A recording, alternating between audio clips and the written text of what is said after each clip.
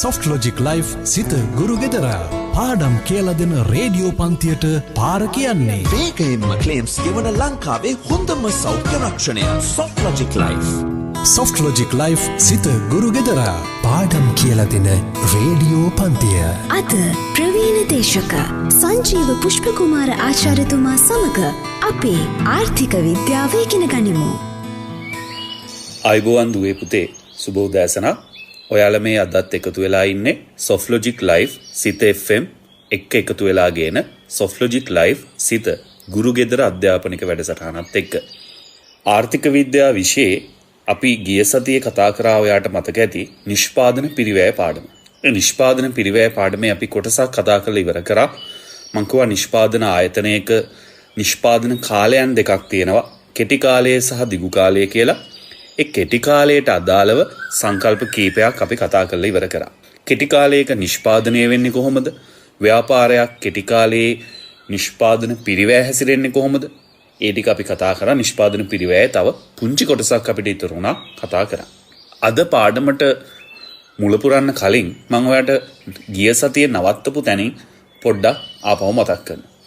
ඔයාලට මතක ඇති ව්‍යාපාර ආයතනයක කෙටි කාලයේ නිෂ්පාදනයේ හැසිරෙන්න බලපාපු නීතියක් තිබ්බා. අපි ඒකට කියනවා හීනවන පළදා නීතිය කියලා.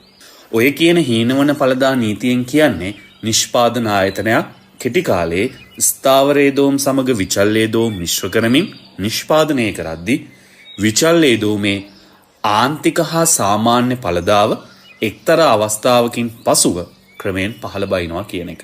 ඉතින් ඔන්න ඔය කියන හීනවන පළදා නීතිය තමයි ව්‍යාපාරයක කෙටි කාලයේ නිමෝම හැසිරෙන්න බලපෑවේ.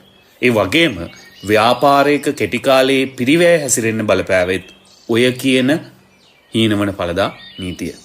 ගිය සතියේ අපි අන්තිමට ව්‍යාපාර ආයතනයේ කෙටි කාලයේ පිරිවැය සංකල්ප ගැන කතා කරා. මුළු විචල්්‍ය පිරිවැය, මුළු ස්ථාවර පිරිවැය, මුළු පිරිවැය. ඊට අමතරව එක් ඒකකයකට අදාළව කතා කරා සාමාන්‍ය මුළු පිරිවැය, සාමාන්‍ය විචල්්‍ය පිරිවැය, සාමාන්‍ය ස්ථාවර පිරිවැය සහ ආන්තික පිරිවැය කියන එක. ඉතින් ඒ ටික කතා කරලා අපි ඉවර කරා ළමයි. අද කතා කරන්න තියෙන්නේ ඔය කියන පිරිවැය වක්‍රවල හැසිරීම ගැන. විශේෂයෙන් A level කරන ළමයෙක් විදියට ඔයා ව්‍යාපාර ආයතනයක කෙටි කාලයේ පිරිවැය වක්‍ර හැසිරෙන ආකාරය පිළිබඳ අවබෝධයක් අනිවාර්යෙන් තබාගත යුතුයි. මුලින්ම මම ඔයාලට කිව්වොත් මුළු ස්ථාවර පිරිවැයයි, මුළු විචල්්‍ය පිරිවැයයි, මුළු පිරිවැය හැසිරෙන විදිය මෙන්න මෙහිමයි ව්‍යාපාරයක පිරිවැය වක්‍ර හැසිරෙන්නේ. ළමයි ව්‍යාපාරයක කෙටි කාලයේ ස්ථාවරයේ දෝම් වෙනස් කරන්නේ නැතුව විචල්්‍යයේ දෝම් විතරක් වෙනස් කරමින් තමයි නිෂ්පාදනය කරන්නේ. ඉතින් ඒ නිසා ව්‍යාපාරයක් නිෂ්පාදනය කරද්දී ස්ථාවර පිරිවැය ව්‍යාපාරයේ වෙනස් වීමක් සිද්ධ වෙන්නේ නැහැ. ඔයා ස්ථාවර පිරිවැය වක්‍රය ඇඳුවොත් හරියටම ප්‍රමාණ අක්ෂයට සමාන්තරව ස්ථාවර පිරිවැය වක්‍රය එනවා. ඒක හැම තැනදීම ප්‍රමාණ අක්ෂයට සමාන්තර වෙන්නේ. මොකද හේතුව කෙටි කාලයේ ව්‍යාපාරයක ස්ථාවර පිරිවැය වෙනස් වෙන්නේ නැති නිසා. විරාමයකට ගිහිල්ලා ඇවිල්ලා කතා කරමු. Soft Logic Life සිත ගුරු ගෙදර පාඩම් කියලා දෙන රේඩියෝ පන්තිය. අද ප්‍රවීණ දේශක සංජීව පුෂ්පකුමාර ආචාර්යතුමා සමග අපේ ආර්ථික විද්‍යාව ඉගෙන ගනිමු. ඔයාලා මේ අදත් එකතු වෙලා ඉන්නේ Soft Logic Life සිත FM එක්ක එකතු වෙලා ගේන Soft Logic Life සිත ගුරු ගෙදර අධ්‍යාපනික වැඩසටහනත් එක්ක. විචල්්‍ය පිරිවැය ගැන කතා කරොත් ව්‍යාපාරයක නිමෝම වැඩි කරද්දී විචල්්‍යයේ දෝම් ප්‍රමාණය වැඩි කරන නිසා මුළු විචල්්‍ය පිරිවැය නිමෝම වැඩි වෙන්න වැඩිවීමක් සිද්ධ වෙනවා. හැබැයි මුළු විචල්්‍ය පිරිවැය ව්‍යාපාරයක වැඩි වුණාට වැඩි වෙන රටාවක් තියෙනවා. වැඩි වෙන්නේ ළමයි මුලදී අඩු වේගයකින් සහ පසුව වැඩි වේගයකින් වශයෙන්. එතකොට මුළු විචල්්‍ය පිරිවැය වක්‍රය ඉහළට බෑවුම් වුණාට මුලදී අඩු බෑවුමකුත් පසුව වැඩි බෑවුමකුත් මුළු විචල්්‍ය පිරිවැය වක්‍රයේ නිරූපණය වෙනවා. ඉතින් ඔන්න ඔය කියන විචල්්‍ය පිරිවැයට ස්ථාවර පිරිවැය එකතු වුණාමනේ මුළු පිරිවැය හැදෙන්නේ. ඒ නිසා මුළු පිරිවැය වක්‍රයත් හැමතිස්සෙම විචල්්‍ය පිරිවැය වක්‍රයට සමාන්තරව තමයි ගමන් කරන්නේ. මුළු පිරිවැය වක්‍රය මුළු විචල්්‍ය පිරිවැය වක්‍රයට සමාන්තරව ගමන් කරන නිසා ඔයාට මුළු පිරිවැය වක්‍රයේත් ඉහළට බෑවුම් වීමක් බලා ගන්න පුළුවන්. ඒකෙත් මුලදී අඩු වේගයකින් සහ පසුව වැඩි වේගයකින් වැඩිවීමක් නිරූපණය වෙනවා. ඒ කියන්නේ මුලදී බෑවුම අඩුයි, පස්සේ බෑවුම වැඩි. කොහොම තමයි ව්‍යාපාරයක මුළු ස්ථාවර පිරිවැය වක්‍රය මුළු විචල්්‍ය පිරිවැය වක්‍රය මුළු පිරිවැය වක්‍රය හැසිරේ. තව පුංචි දෙයක් A-level විභාගේ ගොඩක් තැන්වල අහලා තියෙන දෙයක් තමයි මුළු විචල්්‍ය පිරිවැය වක්‍රයයි මුළු පිරිවැය වක්‍රයයි දීලා ඒ දෙක අතර පරතරයට කියන නම අහනවා. ඉතින් ළමයි මුළු විචල්්‍ය පිරිවැයයි මුළු පිරිවැයයි අතර වෙනස කියන්නේ ව්‍යාපාරයක කෙටි කාලේ මුළු ස්ථාවර පිරිවැයනේ. ඒ නිසා මුළු විචල්්‍ය පිරිවැය වක්‍රය සහ මුළු පිරිවැය වක්‍රය අතර වෙනස වෙන්නේ මුළු ස්ථාවර පිරිවැය. ඒකත් මතක තියාගන්න. ඊට පස්සේ මම ඔයාලට පැහැදිලි කරන්නේ ව්‍යාපාරයක සාමාන්‍ය ස්ථාවර පිරිවැය වක්‍රය. මේ පිරිවැය වක්‍ර වල හැඩයම ළමයි මතක තියාගනිද්දී හැමතිස්සෙම උත්සාහ කරන්න මේ අදාළ පිරිවැය හැසිරීම. ඔයාලට මතක ඇති සාමාන්‍ය ස්ථාවර පිරිවැය කියන්නේ එක ස්ථාවර පිරිවැය. එකක ඒ ස්ථාවර පිරිවැය ගන්නේ කරන්නේ මුළු ස්ථාවර පිරිවැය අදාළ ඒකක සංඛ්‍යාවෙන් බෙදලා. ඉතින් කෙටි කාලේ මුළු ස්ථාවර පිරිවැය වෙනස් වෙන්නේ නැති නිසා ඒකක ප්‍රමාණය වැඩි වෙන්න සාමාන්‍ය ස්ථාවර පිරිවැය අඩු වීමක් වෙනවා. ඉතින් සාමාන්‍ය ස්ථාවර පිරිවැය වක්‍රයත් ඒ නිසා ඍජු කෝණාශ්‍රාකාර බහුවලයක හැඩයක් නිරූපණය වෙනවා. ඍජු කෝණාශ්‍රාකාර බහුවලයක හැඩයක්. ඒක ළමයි ඍජු කෝණාශ්‍රාකාර බහුවලයක් කියලා කියන්නේ සාමාන්‍ය ස්ථාවර පිරිවැය වක්‍රයේ ඕනෑම ලක්ෂයක් අරගෙන ඒ ලක්ෂයට අදාළ ඍජු කෝණාශ්‍රයක වර්ගඵලය හෙවුවොත් හැමතැනම සමානයි. මොකද හේතුව ඕනෑම ලක්ෂයකට අදාළ වර්ගඵලය කියන්නේ ඍජු කෝණාශ්‍රයේ සාමාන්‍ය ස්ථාවර පිරිවැය වැඩි කිරීම ඒකක ප්‍රමාණයනේ. ඉතින් සාමාන්‍ය ස්ථාවර පිරිවැය ඒකක ප්‍රමාණයෙන් වැඩි කරාම ව්‍යාපාරයක මුළු ස්ථාවර පිරිවැය තමයි හම්බෙන්නේ. ඉතින් ඕනම නිමෝම් ප්‍රමාණයකදී මුළු ස්ථාවර පිරිවැය වෙනස් වෙන්නේ නැති නිසායි අපි අර වක්‍රය ඍජු කෝණාශ්‍රාකාර බහුවලයක් විදියට තියෙනවා කියලා කියන්නේ. ඕක සාමාන්‍ය ස්ථාවර පිරිවැය වක්‍රය. ඊට පස්සේ මම ඔයාලට පැහැදිලි කරොත් සාමාන්‍ය විචල්්‍ය පිරිවැය වක්‍රයයි සාමාන්‍ය මුළු පිරිවැය වක්‍රයයි දෙකම ළමයි U අකුරක හැඩයක් ගන්නවා. U අකුරක හැඩයක් කියන එකෙන් අදහස් කරේ මුලදී සාමාන්‍ය විචල්්‍ය පිරිවැය අඩු වෙලා පස්සේ සාමාන්‍ය විචල්්‍ය පිරිවැය වැඩි වෙනවා. සාමාන්‍ය මුළු පිරිවැය වක්‍රයත් මුලදී අඩු වෙලා පස්සේ වැඩිවීමක් සිද්ධ වෙනවා. ඒ කියන්නේ මුලදී පහළට බෑවුම් වෙනවා පස්සේ ඉහළට බෑවුම් වෙනවා. සාමාන්‍ය විචල්්‍ය පිරිවැය වක්‍රයයි සාමාන්‍ය මුළු පිරිවැය වක්‍රයයි එකම හැඩයට තිබ්බට හැමතිස්සෙම ව්‍යාපාරයක සාමාන්‍ය විචල්්‍ය පිරිවැය වක්‍රයට ඉහළින් තමයි සාමාන්‍ය මුළු පිරිවැය වක්‍රය තියෙන්නේ. මොකද හේතුව සාමාන්‍ය විචල්්‍ය පිරිවැය ඇතුලේ තියෙන්නේ ඒකකයකට අදාළ විචල්්‍ය පිරිවැය විතරයි. සාමාන්‍ය මුළු පිරිවැය ඇතුලේ ඒකකයට අදාළ විචල්්‍ය පිරිවැය සහ ඒකකයට අදාළ ස්ථාවර පිරිවැය කියන දෙකම අන්තර්ගත වෙනවා. අන්නේ නිසායි සාමාන්‍ය විචල්්‍ය පිරිවැය වක්‍රයට වඩා ඉහළින් සාමාන්‍ය මුළු පිරිවැය වක්‍රය තියෙන්නේ. ඒ වගේම ළමයි මේ දෙක අතර තව සම්බන්ධයක් තියෙනවා. සාමාන්‍ය විචල්්‍ය පිරිවැය වක්‍රයට ඉහළින් සාමාන්‍ය මුළු පිරිවැය වක්‍රය තියෙනවා වගේම මේ දෙක අතර වෙනස කියන්නේ සාමාන්‍ය ස්ථාවර පිරිවැය. ඉතින් ව්‍යාපාරයක නිමෝම වැඩි වෙන්න සාමාන්‍ය ස්ථාවර පිරිවැය අඩු වෙන නිසා අපිට හැමතිස්සෙම මේ වක්‍ර දෙක ඇන්දොත් බලා ගන්න පුළුවන් හැමතිස්සෙම සාමාන්‍ය විචල්්‍ය පිරිවැය වක්‍රයයි සාමාන්‍ය මුළු පිරිවැය වක්‍රයයි අතර පරතරය අඩුවීමක් නිරූපණය වෙනවා. නිමෝම වැඩි වෙන්න සාමාන්‍ය විචල්්‍ය පිරිවැය වක්‍රයයි සාමාන්‍ය මුළු පිරිවැය වක්‍රයයි අතර පරතරය අඩුවීමක් වෙනවා. පරතරය අඩු වුණාට කවදාවත් මේ වක්‍ර දෙක එකිනෙක ඡේදනය වෙන්නේ නැහැ. මොකද හේතුව ව්‍යාපාරයක එහෙම වක්‍ර දෙක ඡේදනය වෙන්න නම් සාමාන්‍ය ස්ථාවර පිරිවැය බිඳුව වෙන්න ඕනේ. ව්‍යාපාරයක සාමාන්‍ය ස්ථාවර පිරිවැය බිඳුව වෙන්න නම් ස්ථාවර පිරිවැය නොමැති වෙන්න ඕනේ. අපි දන්නවා කිසිම ආයතනයක කෙටි කාලේ ස්ථාවර පිරිවැය බිඳුව වෙන්න විදිහක් නැහැ. මොකද අනිවාර්යෙන් ස්ථාවර යෙදවුම් ඕනම නිෂ්පාදන ආයතනයක කෙටි කාලේ තියෙන නිසා. ඕකම අපිට සාමාන්‍ය ස්ථාවර පිරිවැය වක්‍රයේ ඔය සම්බන්ධය පෙන්වන්න පුළුවන්. සාමාන්‍ය ස්ථාවර පිරිවැය වක්‍රයත් මං කිව්වා ඍජු කෝණාශ්‍රාකාර බහුවලයක හැඩයක් ගන්නවා කියලා. හැබැයි ඒ වක්‍රයත් කවදාවත් ප්‍රමාණ අක්ෂය ඡේදනය වෙන්නේ නැහැ. මේ සාමාන්‍ය විචල්්‍ය පිරිවැය වක්‍රයයි සාමාන්‍ය මුළු පිරිවැය වක්‍රයයි එක්ක ආන්තික පිරිවැය සම්බන්ධයකුත් තියෙනවා. අපි ගිය සතියේ කතා කර ආන්තික පිරිවැය කියන්නේ මොකක්ද කියලා. අද කතා කරනවා ආන්තික පිරිවැය වක්‍රය ගැන. ආන්තික පිරිවැය වක්‍රයත් මුලදී පහළට බෑවුම් වෙලා ඊට පස්සේ ඉහළට බෑවුම් වෙනවා. ඒ කියන්නේ ආන්තික පිරිවැය වක්‍රයත් එන්නේ U අකුරක හැඩයක්. මේ ආන්තික පිරිවැය වක්‍රයයි සාමාන්‍ය විචල්්‍ය පිරිවැය වක්‍රයයි සාමාන්‍ය මුළු පිරිවැය වක්‍රයයි අතර සම්බන්ධයක් තියෙනවා. මොකක්ද සම්බන්ධය? ආන්තික පිරිවැය පහළට බෑවුම් වෙලා ආන්තික පිරිවැය ඉහළට බෑවුම් වෙද්දී ආන්තික පිරිවැය ඉහළට බෑවුම් වෙන්නේ හරියටම සාමාන්‍ය විචල්්‍ය පිරිවැය වක්‍රයේ අවම ලක්ෂයෙන් සහ සාමාන්‍ය මුළු පිරිවැය වක්‍රයේ අවම ලක්ෂය හරහා. ඕනම ව්‍යාපාරයක ඔන්න ඔය සම්බන්ධය අපිට දැක ගන්න පුළුවන්. ඉතින් ඔන්න ඔහොම තමයි ව්‍යාපාරයක පිරිවැය වක්‍ර හැසිරෙන්නේ. හොඳට මතක තියාගන්න ව්‍යාපාරයක පිරිවැය ওই විදියට හැසිරෙන්නත් ව්‍යාපාරයේ හේතුව වෙන්නේ නිමෝමේ හැසිරීමමයි. විශේෂයෙන් කෙටි කාලේ පිරිවැය වක්‍රවල හැසිරීමට හේතුව කෙටි කාලේ නිමෝම හැසිරෙන ආකාරය. ඉතින් ඒ නිසා අපි කියනවා පිරිවැය වක්‍රවල හැසිරීමට හේතුව කෙටි කාලේ හීනවන පළදා නීතියමයි කියලා. මෙතන සුවිශේෂී සම්බන්ධයක් තියෙනවා ළමයි ආන්තික පළදාවයි ආන්තික පිරිවැය අතර සාමාන්‍ය පළදාවයි සාමාන්‍ය විචල්්‍ය පිරිවැය අතර. ඒ සම්බන්ධය අපි විරාමයකට ගිහිල්ලා ඇවිල්ලා කතා කරමු. සොෆ්ට්ලොජික් ලයිෆ් සිත ගුරු ගෙදරා පාඩම් කියලා දෙන රේඩියෝ පන්තිය. අද ප්‍රවීණ දේශක සංජීව පුෂ්පකුමාර ආචාර්යතුමා සමග අපේ ආර්ථික විද්‍යාව ඉගෙන ගනිමු. අපි නැවතත් වැඩසටහනත් එක්ක එකතු වෙනවා ළමයි. මම දැන් කතා කරන්න යන්නේ වැදගත්ම මාතෘකාවක්. කලින් මං විරාමයට කලින් ඔයාලට කිව්වා. පළදාව සහ පිරිවැය අතර සම්බන්ධය ව්‍යාපාරයක කෙටි කාලයේදී. මේක ළමයි A level විභාගයේ ජනප්‍රිය ප්‍රශ්නයක්. ප්‍රශ්නය අහන්නේ ව්‍යාපාරයක පිරිවැය හැසිරීමට හේතුව කියලා. ඒකට පිරිවැය හැසිරීමට හේතුව ඇහුවාම මං කලින් කිව්වා පිරිවැය හැසිරෙන්නේ ව්‍යාපාරයක පළදාව මත. ඉතින් පළදාව ගැන අනිවාර්යෙන් කියන්න වෙනවා. පළදාව හැසිරෙන්නේ හීනවන පළදා නීතියට අනුව. ওই සම්බන්ධය පැහැදිලි කළ යුතුයි.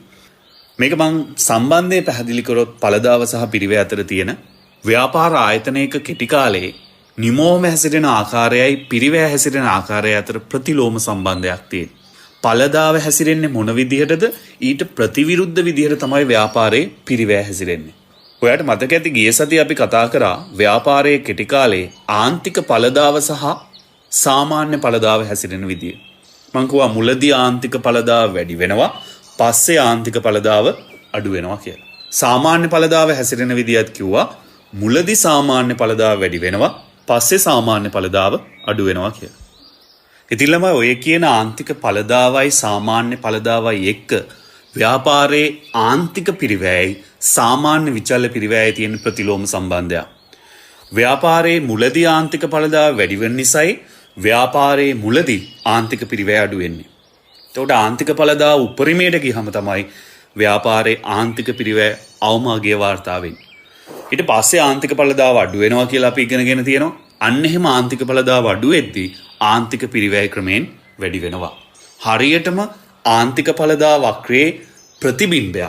ඔයාට තේරෙනවා ඇති ප්‍රතිබිම්බයේ වැඩෙන විදිය. ආන්තික පළදාව වක්‍රයේ ඉස්සරහ ඔයා කණ්ණාඩියක් තිබ්බොත් ඒකේ අර ප්‍රතිවිරුද්ධ දිශාවටනේ ප්‍රතිබිම්බය වැටෙන්නේ. අන්න ඒ වගේ රූපයක් තමයි ආන්තික පිරිවැය වක්‍රය. අර හරියටම ආන්තික පළදාව වක්‍රයේ අනිත් පැත්ත. සාමාන්‍ය පළදාව වක්‍රයේ ප්‍රතිවිරුද්ධ හැඩයක් තමයි සාමාන්‍ය විචල්්‍ය පිරිවැයට තියෙන්නේ. සාමාන්‍ය පළදාව වක්‍රයේ ප්‍රතිවිරුද්ධ හැඩයක් තමයි සාමාන්‍ය විචල්්‍ය පිරිවැය වක්‍රයට තියෙන්නේ. සාමාන්‍ය පළදාව වැඩි වෙද්දී සාමාන්‍ය විචල්්‍ය පිරිවැය අඩු වෙනවා.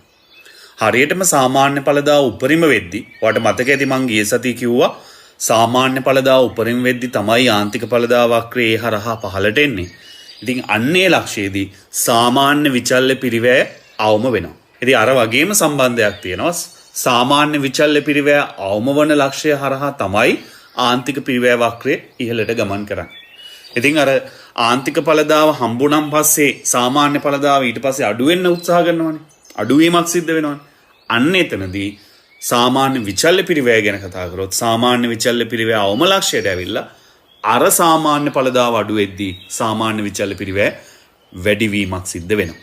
හරියටම පළදාවයි පිරිවැය අතර තියෙන ප්‍රතිලෝම සම්බන්ධය. හරි. ඔය දේ අනිවාර්යෙන් මතක තියාගන්න ඕනේ. උතනින් ළමයි කෙටි කාලයේ සම්බන්ධයෙන් කොටස ඉවරයි. කෙටි කාලයේ නිෂ්පාදනය අපි කතා කරා. කෙටි කාලයේ පිරිවැය හැසිරීම ගැන කතා කරා. අපි එනවා එහෙනම් ව්‍යාපාරයක දිගු කාලීන නිමෝම සහ පිරිවැය හැසිරීම ගැන කතා කරන්න. විරාමයකට ගිහිල්ලා ආපහු වැඩසටහනත් එක්ක එකතු වෙමු. සොෆ්ට් ලොජික් ලයිෆ් සිත ගුරු ගෙදරා පාඩම් කියලා දෙන රේඩියෝ පන්තිය. අද ප්‍රවීණ දේශක සංජීව පුෂ්පකුමාර ආචාර්යතුමා සමග අපේ ආර්ථික විද්‍යාව ඉගෙන ගනිමු. ඔයාලා මේ අදත් එකතු වෙලා ඉන්නේ සොෆ්ට් ලොජික් ලයිෆ් සිත FM එක්ක එකතු වෙලා ගේන සොෆ්ට් ලොජික් ලයිෆ් සිත ගුරු ගෙදර අධ්‍යාපනික වැඩසටහනත් එක්ක. මෙතන ළමයි ඔයා මතක තියාගන්න ඕන වැදගත් දෙයක් තමයි ව්‍යාපාරයක දිගු කාලයේ නිෂ්පාදන කටයුතු සිද්ධ වෙන ආකාරය. ඔයාට මතක ඇති ගිය සතියේත් මම කිව්වා දිගු කාලයේ සියලුම හේදෝම් විචල් හේදෝම් බවට පත් වෙනවා. මොකද අර සියලුම හේදෝම් වෙනස් කරන කාලයට තමයි අපි ව්‍යාපාරයක දිගු කාලය කියලා කියන්නේ. ව්‍යාපාරයක දිගු කාලයේදී නිමෝම හැසිරෙන්නේ සුවිශේෂී ආකාරයකට. කෙටි කාලයේ නිමෝම හැසිරෙන ආකාරයට අපි කිව්වා හීනවන පළදා නීතිය කියලා. ඒ වගේ ව්‍යාපාරයක දිගු කාලයේ නිමෝම හැසිරෙන ආකාරයට අපි කියනවා පරිමාණානුකූල ඵල නීතිය කියලා. ව්‍යාපාරයක පරිමාණානුකූල ඵල නීතිය හැසිරෙන්න පුළුවන් ආකාරයන් තුනක් තියෙනවා. වැඩෙන පරිමාණානුකූල ඵල, ස්ථාවර පරිමාණානුකූල ඵල සහ හීනවන පරිමාණානුකූල ඵල. වැඩෙන පරිමාණානුකූල ඵලවලදී වෙන්නේ සියලුම හේදෝම් යම්කිසි ප්‍රතිශතයකින් වෙනස් කරාම ඊට වඩා වැඩි ප්‍රතිශතයකින් නිමෝම වෙනස් වෙනවා. ඇත්තටම නිමෝම වැඩි වෙනවා. ඒකට අපි කියනවා වැඩෙන පරිමාණානුකූල ඵල කියලා. අනිත් එක තමයි ස්ථාවර පරිමාණානුකූල ඵල. ස්ථාවර පරිමාණානුකූල ඵල කියන්නේ ව්‍යාපාරයක සියලුම හේදෝම් වෙනස් කරන ප්‍රතිශතයට සමාන ප්‍රතිශතයකින් නිමෝම වෙනස් වීමට. තව කන්සෙප්ට් එකක් තියෙනවා. ඕකේ හීනවන පරිමාණානුකූල ඵල හෙවත් අඩුවන පරිමාණානුකූල ඵල කියලා. එතනදි වෙන්නේ ව්‍යාපාරයක යෙදෝම් වෙනස් කරාම යම් කිසි ප්‍රතිශතයකින් නිමෝම වෙනස් වෙන්නේ ඊට වඩා අඩු ප්‍රතිශතයකින්. ඔන්නෝම ව්‍යාපාරයේ දිගු කාලයේ නිමෝම හැසිරෙන ආකාර තුනක් තියෙනවා. ව්‍යාපාරයක ළමයි දිගු කාලයේ පිරිවැය ගැන කතා කරොත් දිගු කාලයේ පිරිවැය කන්සෙප්ට් අපිට කතා කරන්න පුළුවන්. දිගු කාලීන සාමාන්‍ය පිරිවැය, දිගු කාලීන මුළු පිරිවැය, දිගු කාලීන ආන්තික පිරිවැය කියලා සංකල්ප තුනක්. හැබැයි අපි උසස් පෙළ විෂය නිර්දේශය තුල ඉගෙන ගන්නේ දිගු කාලීන සාමාන්‍ය පිරිවැය විතරයි.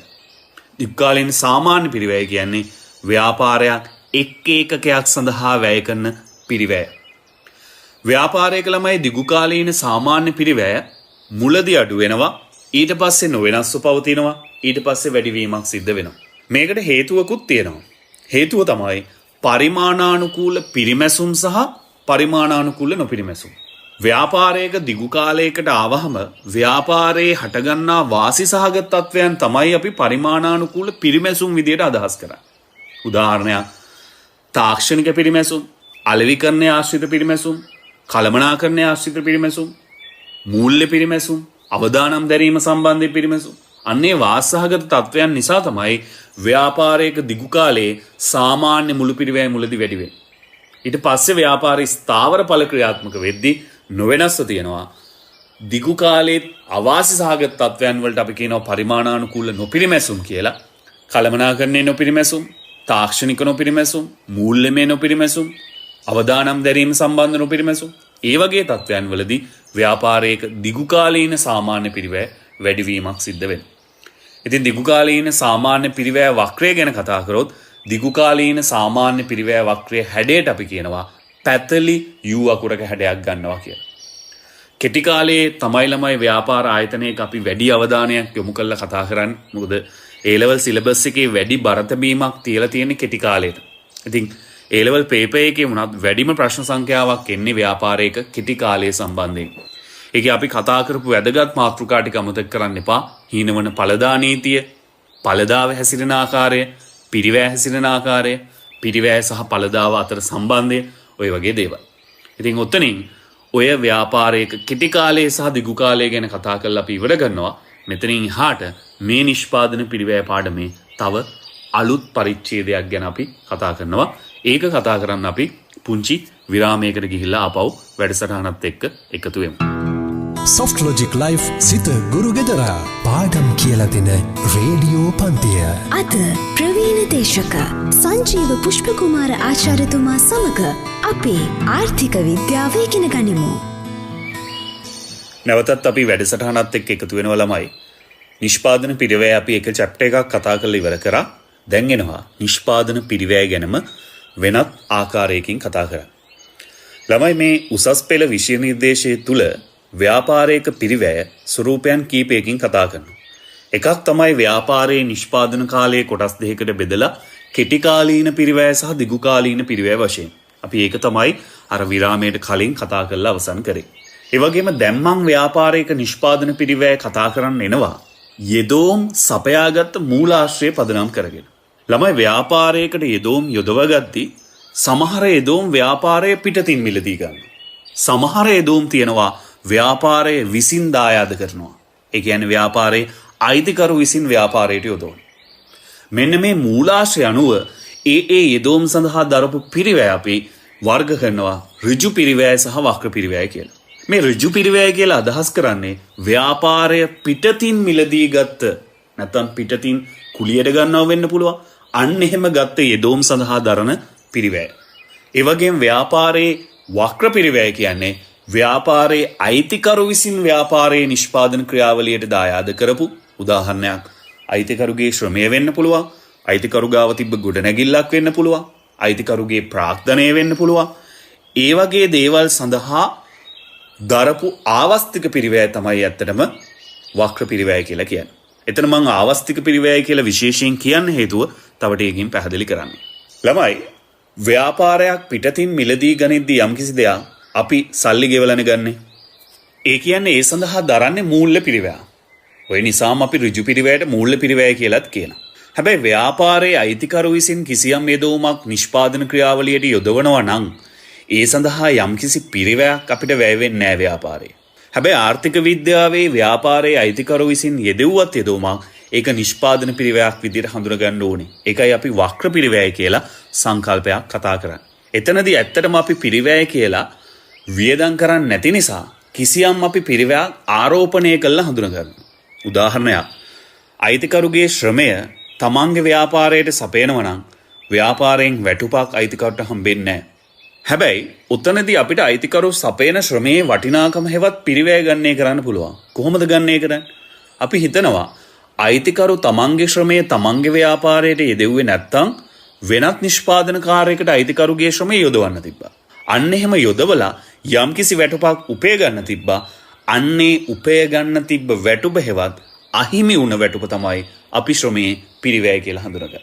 උදාහරණයක් ව්‍යාපාරයේ විසින් ව්‍යාපාරයේ අයිතිකරු විසින් ව්‍යාපාරයට ගොඩනැගිල්ලක් යොදවන අවස්ථාවක්. ඒ ගොඩනැගිල්ල සඳහා යම්කිසි පිරිවැයක් ව්යාපාරයේ විසින් දරන්නේ නැහැ. මොකද අයිතිකරු යොදවපු දෙයක් නිසා. හැබැයි ආර්ථික විද්‍යාව අනුව ඕකට පිරිවැය හඳුනා ගන්නත් ඕනේ.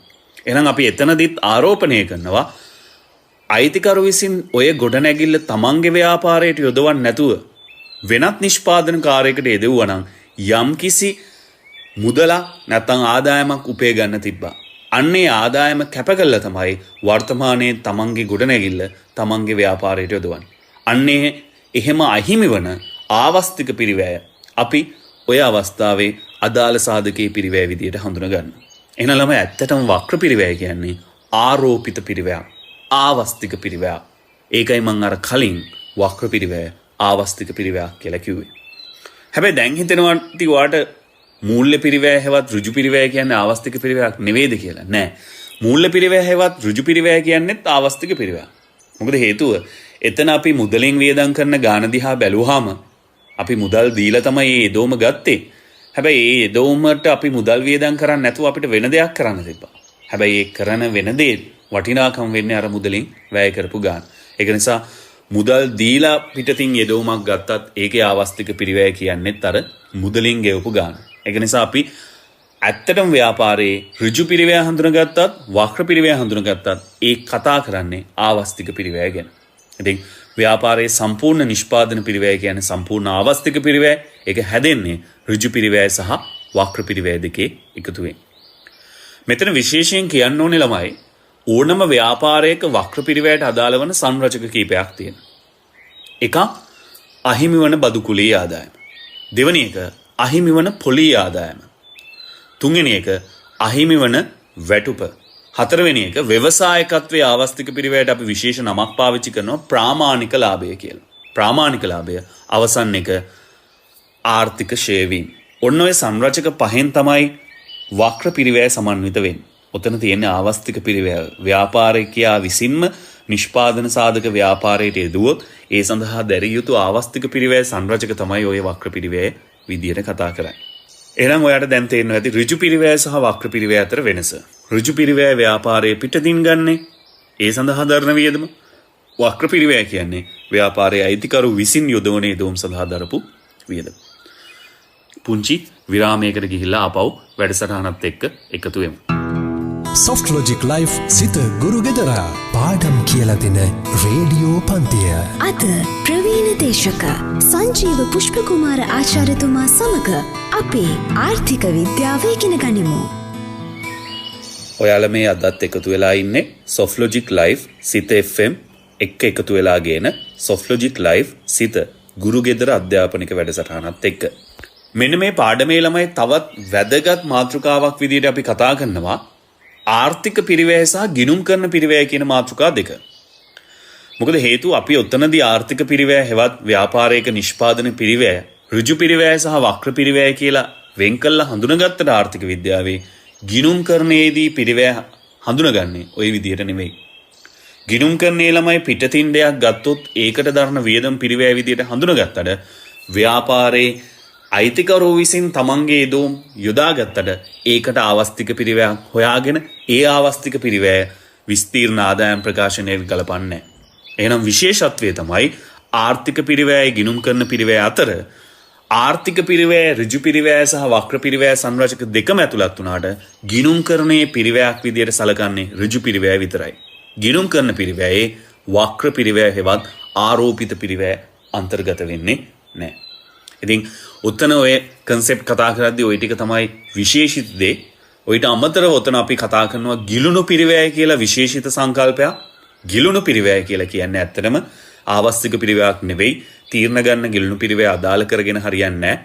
ගිලුණු පිරිවැය කියන්නේ දැනටමත් දරා අවසන් නැවත ආවරණය කරගත නොහැකි පිරිවැය වර්ගවලට. උදාහරණයක් යන්ත්‍රයක් අපි මිලදී ගත්තා නම් රුපියල් ලක්ෂ 2ක් වියදම් කළා. ඒ වියදම් කරපු ලක්ෂ 2කින් යන්ත්‍රය ගත්තන් පස්සේ අපිට ඒ පිරිවැය නැවත ආවරණය කරගන්න බෑ. ඒ යන්ත්‍ර නිෂ්පාදන ක්‍රියාවලියට යෙදුවත් නැතත් අපිට ලක්ෂ 2 දරලා ඉවරයි. ඒක අපි දැන්ටමත් දරලා ඉවර පිරිවැය.